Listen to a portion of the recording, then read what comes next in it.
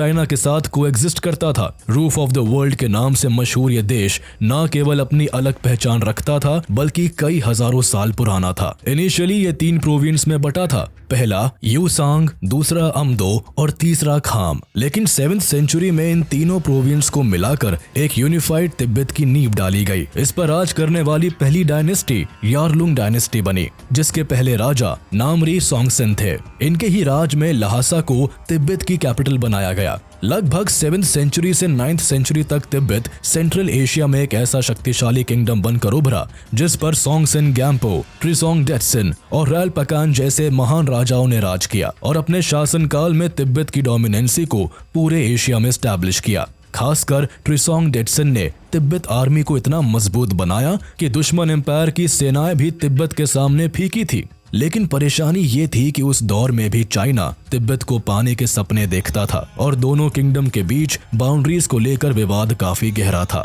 करीब 200 सालों तक चाइना और तिब्बत के बीच पावर का टकराव यूं ही जारी रहा और एक दूसरे पर कब्जा करने की पुरजोर कोशिश हुई। लेकिन ये सब कुछ तब थम गया जब तिब्बत की डोमिनेंसी और स्ट्रॉन्ग पोजीशन को देखकर चाइना ने खुद आगे से तिब्बत के साथ पीस ट्रीटी के लिए हाथ बढ़ाया। 821 BC में चाइना के टैंग एम्पायर और तिब्बत के तिब्बतन एम्पायर के बीच एक पीस ट्रीटी साइन की गई और इस ट्रीटी के आधार पर दोनों देशों ने फैसला किया कि वो एक दूसरे की टेरिटरी को हथियाने की कोशिश नहीं करेंगे।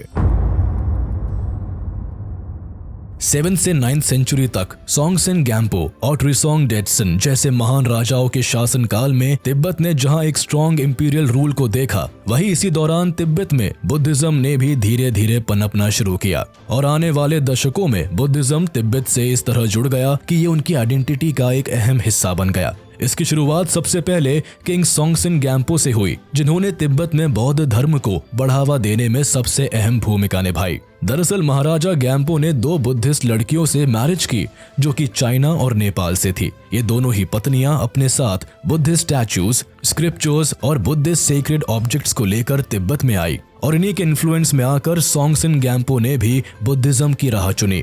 इनके शासनकाल में ही बुद्धिस्ट रिलीजियस प्रैक्टिसेस को तिब्बती दरबार और समाज में इंट्रोड्यूस किया गया। लेकिन आम जनता पर बुद्धिज्म का इन्फ्लुएंस तब देखने को मिला जब 755 AD में केवल 13 साल की उम्र में किंग ट्रिसोंग डेटसन ने तिब्बत की राजगद्दी को संभाला और केवल 20 साल की उम्र में ही बुद्धिज्म को अपना लिया। अपने शासनकाल में बुद्धिज्म को तिब्बत में फैलाने के लिए उन्होंने भारत और नेपाल से कई बुद्धिस्ट स्कॉलर्स को तिब्बत बुलाया और बुद्धिस्ट टेक्स्ट को तिब्बती भाषा में ट्रांसलेट करवाया। इसके बाद से ही तिब्बत में कई मोनास्ट्रीज की भी स्थापना हुई और न केवल राजाओं बल्कि आम जनता और तिब्बतियन कल्चर में भी बुद्धिज्म ने अपनी जड़ें जमा ली। एक तरफ बुद्धिज्म जो तिब्बत के लिए उसकी आइडेंटिटी बन गया, वही पॉलिटिकली तिब्बतियन एम्पायर कमजोर पड़ने लगा और इसका नतीजा ये हुआ कि 1240 AD में मंगोल्स ने तिब्बत पर कब्जा जमा लिया। इसके साथ ही मंगोल्स ने चाइना के भी कई हिस्सों पर कब्जा कर लिया। लेकिन अपने रूल में मंगोल्स ने ना तो तिब्बत की रिलीजियस ऑटोनॉमी के साथ छेड़छाड़ की और ना ही तिब्बत और चाइना के हिस्सों को एक दूसरे में मिलाया। ऐसा इसीलिए भी हुआ क्योंकि तिब्बत के सैन्य अभियानों की जिम्मेदारी गेंगिस खान के पोते गोदान खान को सौंपी गई थी, जो खुद बुद्धिज्म से इन्फ्लुएंस हो गए थे। 1247 AD में गोदान खान की भेंट एक बुद्धिस्ट लामा यानी कि स्पिरिचुअल लीडर साक्या पंडित से हुई थी और उनसे मिलकर वो इतना इम्प्रेस हो गए थे कि उन्होंने खुद बौद्ध धर्म अपना लिया। यही एक कारण भी रहा कि मंगोल इन्वेजन के बाद भी तिब्बत का नाता बुद्धिज्म से गहरा होता गया। इसी बीच तिब्बत में एम्पायर बदलते गए, वही चाइना में भी कई डायनेस्टीज आई और गई, लेकिन चाइना का तिब्बत को पाने का ख्वाब कभी नहीं बदला। दोनों देशों के बीच टकराव चलता रहा। फिर 1645 में तिब्बत को नगवांग लोब्सांग ग्यात्सो का साथ मिला, जिन्होंने तिब्बत को हर तरह से आजाद कराया। ग्यात्सो तिब्बत के 5th लामा यानी रिलीजियस लीडर बनने के साथ वहां के टेम्पररी रूलर भी बने।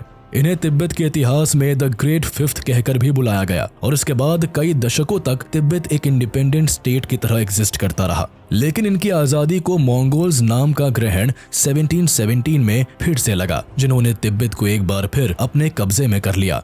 मगर केवल 3 साल बाद ही चाइना तिब्बत का सेवियर बनकर आगे आया और उसने तिब्बत से मंगोल्स को बाहर खदेड़ दिया। 1720 में चाइना में चिंग डायनेस्टी का रूल था। जिससे तिब्बत की मदद करने की आड़ में वहां से मंगोल का सफाया तो किया, लेकिन इस डायनेस्टी ने खुद तिब्बत के खाम और अमदो प्रोविंस पर अपना कब्जा जमा लिया। इन प्रोविंस का कंट्रोल हाथ में आते ही चिंग डायनेस्टी ने इन्हें चाइना का हिस्सा बना लिया और इन प्रोविंस का नाम बदलकर चिंघाई कर दिया, जबकि तिब्बत का बाकी बचा हिस्सा चिंग डायनेस्टी के लिए एक सबऑर्डिनेट स्टेट बनकर रह गया, जिस पर अपना इन्फ्लुएंस बढ़ाने का चाइना ने कोई मौका नहीं छोड़ा। इस दौर में चाइना की चिंग डायनेस्टी का वर्चस्व इतना ज्यादा बढ़ गया था कि इस एम्पायर ने नेपाल, वियतनाम, कोरिया और मंगोलिया के भी कई रीजन्स पर अपना कंट्रोल स्टैब्लिश कर लिया था और दशकों तक वहां राज किया। लेकिन भारत इस डायनेस्टी के रूल से अछूता रहा, क्योंकि वहां पहले ही ब्रिटिशर्स की एंट्री हो चुकी थी और भारत अब ब्रिटिश राज का हिस्सा था। इसी दौरान ब्रिटिशर्स की नजर खूबसूरत तिब्बत पर भी थी। रशियन एम्पायर और ब्रिटिश एम्पायर के बीच चल रहे ग्रेट गेम की वजह से तिब्बत पर कंट्रोल करना सेंट्रल एशिया में ब्रिटिशर्स के कंट्रोल और इन्फ्लुएंस को साबित कर सकता था। साथ ही ब्रिटिश इंडिया और रशियन एम्पायर के बीच तिब्बत एक बफर स्टेट था, जहां स्टेबिलिटी होना अंग्रेजों के लिए काफी जरूरी था। इसके अलावा तिब्बत के ट्रेड रूट्स भी ब्रिटेन के लिए मुनाफा कमाने का एक जरिया थे। इसलिए जब ब्रिटेन को डर सताने लगा कि ग्रेट गेम के तहत रशिया तिब्बत पर अपना इन्फ्लुएंस कायम कर सकता है और इससे ब्रिटिश इंडिया पर भी खतरा आ जाएगा, तब 1900 से 1904 में ब्रिटेन ने यंग हस्बैंड के नेतृत्व में एक मिलिट्री एक्सपेडिशन को तिब्बत भेजा। इसका मकसद सेंट्रल एशिया में ब्रिटिश एम्पायर की सुप्रीमेसी बरकरार रखना और तिब्बत को रशिया के इन्फ्लुएंस से दूर रखना था। इसी के तहत अगस्त 1904 में ब्रिटिश एम्पायर ने तिब्बत की कैपिटल लहासा को कैप्चर कर लिया और जबरदस्ती तिब्बतियन रिप्रेजेंटेटिव्स के साथ लहासा कन्वेंशन को साइन किया। इस ट्रीटी से ब्रिटिशर्स के तिब्बत के साथ ट्रेड और डिप्लोमेटिक रिलेशंस तो एस्टैब्लिश हुए, लेकिन ब्रिटिश ने तिब्बत को केवल एक ऑटोनॉमस स्टेट माना, बट तिब्बत को चाइना से इंडिपेंडेंट स्टेट का दर्जा नहीं मिला। फिर इसके 2 साल बाद ही ब्रिटेन ने तिब्बत को रशिया से दूर रखने के लिए चाइना के साथ एक सीनो ब्रिटिश ट्रीटी ऑफ 1906 साइन की, जिसमें ब्रिटेन ने वादा किया कि वह चाइना से एक कॉम्पेंसेशन अमाउंट लेगा और उसके बदले ब्रिटेन चाइना तिब्बत से जुड़े मामलों में दखल अंदाजी बंद कर देगा। इस ट्रीटी का असर ये हुआ कि ब्रिटेन ने अपनी जियोपॉलिटिक्स के चलते तिब्बत का कंट्रोल चाइना के हाथ सौंप दिया। इससे आने वाले सालों में तिब्बत चाइना के शिकंजे में फंसता चला गया और इस आजाद देश के आने वाले भविष्य का फैसला ब्रिटेन और चाइना ने अकेले ही कर लिया। 1912 में चाइना, ब्रिटेन और तिब्बत के रिश्तों में एक अहम मोड़ तब आया जब चाइना में जिनहाई रेवोल्यूशन के चलते चिंग डायनेस्टी का अंत हुआ और चाइना में सिविल वॉर स्टार्ट हो गया। इसी मौके का फायदा उठाकर तिब्बत ने भी लहासा से चाइनीज ट्रूप्स को खदेड़ दिया और इस वक्त के दलाई लामा ने तिब्बत को एक इंडिपेंडेंट नेशन घोषित कर दिया। उन्होंने साफ शब्दों में कहा कि we are a small religious and independent nation. लेकिन तिब्बत की आज़ादी चाइना के साथ साथ ब्रिटिश राज को भी रास नहीं आई, क्योंकि तिब्बत की इंडिपेंडेंस का एक मतलब उस पर रशियन डोमिनेंस का खतरा पैदा होना भी था। इसीलिए ब्रिटिश का मकसद भी तिब्बत पर चाइना के इन्फ्लुएंस को बरकरार रखना था। इसी को ध्यान में रखते हुए साल 1914 में ब्रिटिशर्स ने चाइना और तिब्बत के बीच एक शिमला अग्रीमेंट को कराया, लेकिन तिब्बत इशू पर यह अग्रीमेंट कहीं ना कहीं फेल हो गया, क्योंकि इस अग्रीमेंट को चाइना ने मानने से इनकार कर दिया। लेकिन ब्रिटिश और तिब्बत के बीच यह अग्रीमेंट साइन हुआ, जिसमें ब्रिटेन ने तिब्बत को एक ऑटोनॉमस सेल्फ गवर्निंग रीजन की तरह रिकॉग्नाइज तो किया, लेकिन ब्रिटेन ने तिब्बत को चाइना से पूरी तरह इंडिपेंडेंट नेशन डिक्लेयर नहीं किया। इसी का नतीजा ये हुआ कि आगे आने वाले 40 सालों तक तिब्बत एक ऑटोनॉमस रीजन बनकर स्वतंत्र रहा। इस दौरान चाइना तिब्बत पर अपना इन्फ्लुएंस जमाना चाहता रहा, लेकिन खुद के देश में चल रही राजनीतिक उठापटक, सिविल वॉर और तिब्बत में ब्रिटिशर्स के इन्फ्लुएंस के चलते चाइना तिब्बत से दूर ही रहा। साल 1949 में चाइना एक आजाद देश बनकर उभरा और इसी के साथ तिब्बत की शांति के दिन भी पूरे हो गए। दरअसल इस दौरान चाइना की राजनीति में कम्युनिज्म का उदय हुआ और माओ जेडोंग के नेतृत्व में देश में कम्युनिस्ट रेवोल्यूशन तेज हो गया। इसका नतीजा ये हुआ कि Communist Party People's Republic of China ने चाइना में सरकार बनाई और माओ जेडोंग ने प्रेसिडेंट के तौर पर सत्ता को संभाला। माओ जेडोंग के पावर में आते ही सबसे बड़ी डेवलपमेंट ये हुई कि इन्होंने तिब्बत को लिबरेट करने और उसे अपने मदरलैंड से मिलाने का जिम्मा उठा लिया। माओ जेडोंग एक कट्टर कम्युनिस्ट थे जो तिब्बत को चाइना का हिस्सा मानते थे। साथ ही चाइनीज कम्युनिस्ट पार्टी भी ये मानती थी कि हर हाल में तिब्बत चाइना का अभिन्न हिस्सा है। इसीलिए उसे हथियाने के लिए माओ जेडोंग ने पीपल लिबरेशन आर्मी को ऑर्डर दिए कि वह तिब्बत में घुस जाए और तिब्बत सरकार को बातचीत के लिए प्रेरित करे। एक तरफ जहां 5 million Chinese troops Soviet military equipment के साथ तिब्बत को ऑक्यूपाई करने के लिए फुल्ली प्रिपेयर थे, वही तिब्बत की सरकार और सेना के पास ना तो मॉडर्न वेपन्स थे और ना ही वह युद्ध के लिए तैयार थे। हालांकि तिब्बती सरकार ने बीते सालों में तिब्बतन आर्मी को मॉडर्नाइज करने के कई प्रयास किए थे, लेकिन उन्हें असफलता ही हाथ लगी थी। साथ ही वो 1930 और 1940s में विदेशी ताकतों से भी अच्छे रिलेशन स्टैब्लिश नहीं कर पाए थे, जो मुश्किल के समय में तिब्बत पर चाइना के इन्वेजन को रोक सकते थे। इसीलिए साल 1949 में तिब्बत सरकार ने तिब्बत को बचाने के आखिरी प्रयास किए और यूके और यूएस से डिप्लोमेटिक सपोर्ट पाने की कोशिश की। और इसी के साथ उन्होंने माओ जेडोंग को भी साफ कर दिया कि वह चाइनीज ट्रूप्स की घुसपैठ से तिब्बत के बचाव के लिए हर संभव प्रयास करेंगे, लेकिन तब तक बहुत देर हो चुकी थी। तिब्बत और चाइना के कॉन्फ्लिक्ट को सुलझाने की एक कोशिश ब्रिटेन और इंडिया की तरफ से भी हुई, जिन्होंने दोनों देशों के बीच नेगोशिएशन से डिप्लोमेटिक सॉल्यूशन निकालने की कोशिश की। इसी के तहत तिब्बतन रिप्रेजेंटेटिव और चाइनीज रिप्रेजेंटेटिव न्यू दिल्ली में मिले। यहाँ चाइनीज एम्बेसडर जनरल युआन जोंगशियान ने तिब्बत के सामने 3 पॉइंट डिमांड रखी, जिसमें वो चाहते थे कि तिब्बत को चाइना का हिस्सा माना जाए, तिब्बत की रक्षा के लिए चाइना जिम्मेदार हो और चाइना तिब्बत के फॉरेन रिलेशंस और ट्रेड के लिए भी जिम्मेदार हो। चाइना के हमले से डरकर तिब्बतन रिप्रेजेंटेटिव चाहते थे कि वह चाइना की कुछ शर्तों को मानने के लिए तैयार है, लेकिन तिब्बत की ऑटोनॉमी बरकरार रहे। लेकिन लहासा में बैठी तिब्बती सरकार इसके लिए तैयार नहीं थी, जिसका नतीजा ये निकला कि नेगोशिएशंस की सारी कोशिशें बेकार गई। डिप्लोमेटिकली कोई भी सॉल्यूशन ना निकलने पर चाइना छल या बल से तिब्बत को पाने के लिए तैयार हो गया। 7 अक्टूबर 1950 को चाइना ने तिब्बत को इन्वेड कर दिया और छोटे से तिब्बत में हजारों की संख्या में अपनी आर्मी को भेज दिया। आर्मी को स्पेसिफिकली तिब्बत के ईस्टर्न पार्ट में एडवांस होने के लिए कहा गया। पीएलए ने 5 जगहों पर बॉर्डर क्रॉस करके तिब्बत को चारों ओर से घेर लिया और चमदो शहर को कैप्चर करके तिब्बतन आर्मी को वीक कर दिया। दुनिया को शांति सिखाने वाले तिब्बत में चाइना ने अशांति और बदहाली का ऐसा तांडव मचाया कि हालत बद से बदतर हो गए। तिब्बत के हजारों सैनिक मारे गए। तिब्बती सरकार पर नेगोशिएशंस के लिए चाइनीज सरकार द्वारा भारी प्रेशर बनाया गया। इन्हीं खराब हालतों को ध्यान में रखते हुए केवल 15 साल की उम्र में ही 14th दलाई लामा को तिब्बत का हेड ऑफ द स्टेट बनाया गया, क्योंकि तिब्बत में स्पिरिचुअल गुरु को ही सबसे जरूरी लीडर्स के तौर पर देखा जाता था। लेकिन इससे तिब्बत के हालात में सुधार नहीं होता है। इसीलिए मजबूरन तिब्बती रिप्रेजेंटेटिव को बीजिंग में चाइनीज रिप्रेजेंटेटिव से नेगोशिएशंस के लिए हामी भरनी पड़ी। बीजिंग में तिब्बत के साथ नेगोशिएशन टॉक्स चाइना का एक केवल बहाना होता है, जिसके तहत वह तिब्बत को अपने शिकंजे में फंसाने में कामयाब हो जाता है। बीजिंग में तिब्बतन डेलीगेट्स के सामने पहले से ही तैयार किया गया 17 पॉइंट अग्रीमेंट को परोस दिया जाता है और तिब्बती रिप्रेजेंटेटिव पर इस अग्रीमेंट को मानने के लिए दबाव बनाया जाता है।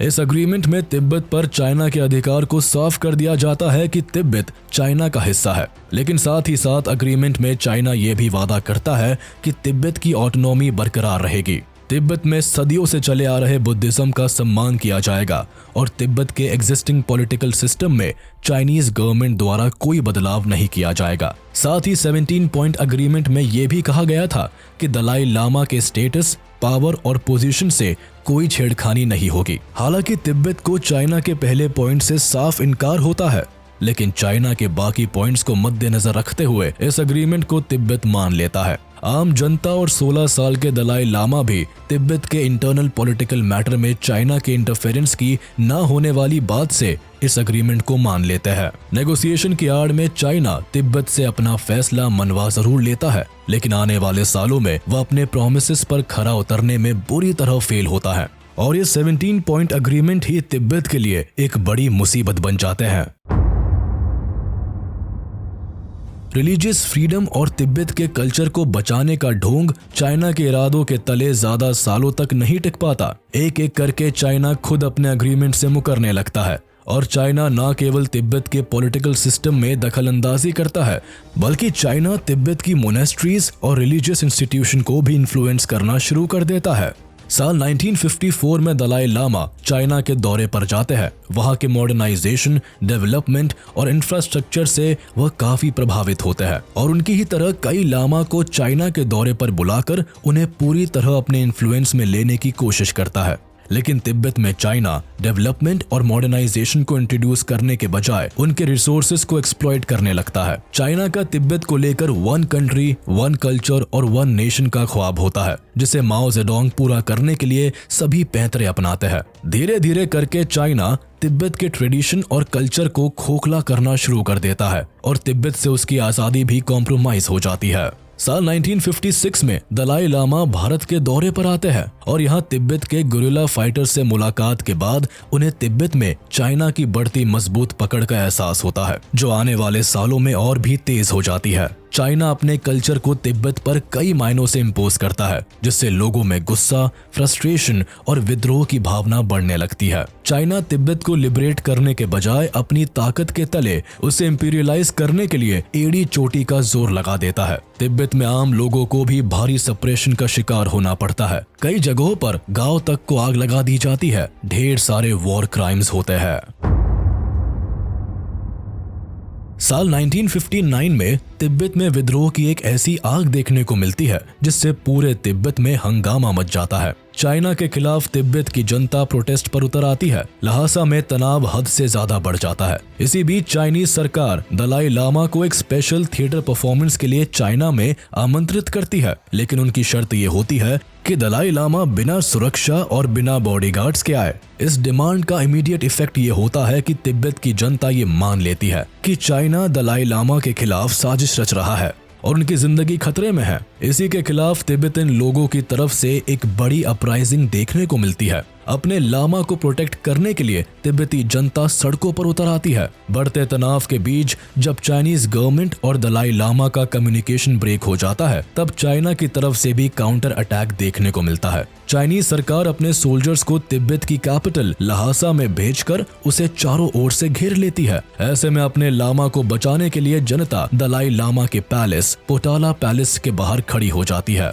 12 मार्च 1959 को दलाई लामा जब अपने ओरेकल से इस स्थिति से निपटने का समाधान मांगते हैं, तो वह उन्हें तिब्बत से जाने के लिए कह देते हैं। ओरेकल मेडिटेशन के दौरान पेन से पेपर पर आउटलाइंस बनाकर उन्हें तिब्बत से बाहर निकलने का रास्ता दिखाते हैं। इसी बीच ल्हासा के जूल पार्क के पास दो बड़े भीषण धमाके सुनाई देते हैं। ऐसे में जब बचने की उम्मीद ना के बराबर हो जाती है, तब दलाई लामा अपनी माँ, बहन और कुछ टॉप ऑफिशियल्स के साथ भेष बदलकर पैलेस से भाग जाते हैं और ल्हासा शहर से बाहर निकलने का रास्ता खोज निकालते हैं। इस दौरान चाइनीज मिलिट्री तिब्बत को इन्वेड करके उस पर अपना कंट्रोल कर लेती है और इसी के साथ तिब्बत की सोवेनिटी का भी अंत हो जाता है। एक प्ले स्टेशन नहीं दिला सकते ना? मैं जा रहा हूँ घर छोड़ के। रुक।